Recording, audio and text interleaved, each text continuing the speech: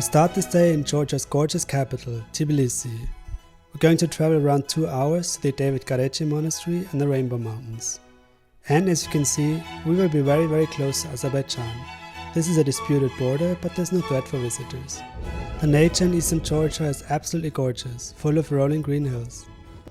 Even though it's not as impressive as the high mountains in the north, you can really enjoy the views from the windows. Our first stop is a calm lake called Mlashe, where we stretch our legs and enjoy the absolute peacefulness of this region. Then, we continue our trip to the Rainbow Mountains and the Gareji Monastery.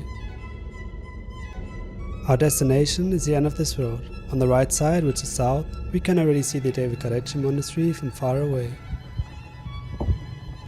The Rainbow Mountains look absolutely surreal. I had heard about similar places existing in Peru or China, but not in the Caucasus.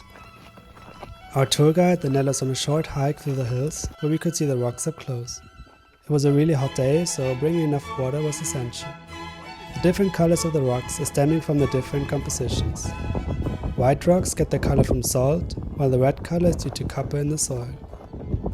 Due to the soil being rich in salt and copper in layers, the mountains look like they are striped from a distance. If you enjoy this video, by the way, let me kindly ask you to leave a like and feel free to subscribe to not miss my future videos. I mentioned that I was visiting this location with a tour. It was a small group of 7, cost around 30 euros for the guide and transportation. We left around 10 AM in the morning from Tbilisi and returned 7 hours later to the same spot. The Rainbow Mountains were absolutely incredible to visit, but now let's focus on the other interesting location here.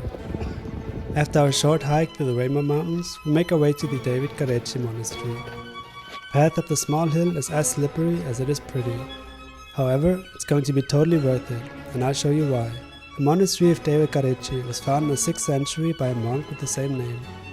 The whole complex is massive, whereas the central part are houses built into the stone walls. At its peak, over 600 people lived here to pray and work in agriculture. It was destroyed and rebuilt several times in the following centuries, with the biggest tragedy being the Safavid attack. At the beginning of the 17th century, the Ottoman-Safavid War brought violence and instability to the region.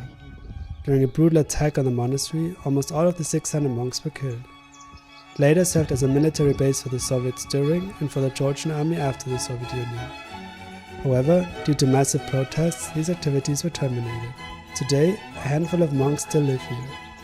And while it is peaceful today, the extension of the complex into Azerbaijan is a reason for some tension along the border.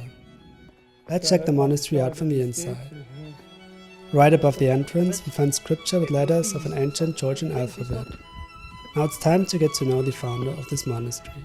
Gareji is a saint in the Eastern Orthodox Church, and he had the craziest life you can imagine.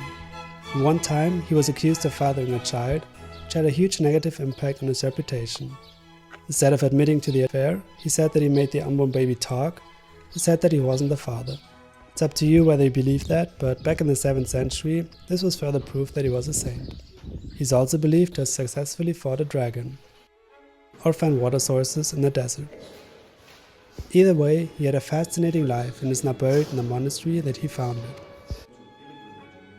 In my next videos, I will keep exploring the incredible scenery that Georgia has to offer. So, to not miss these videos, don't forget to like and subscribe. See you next time.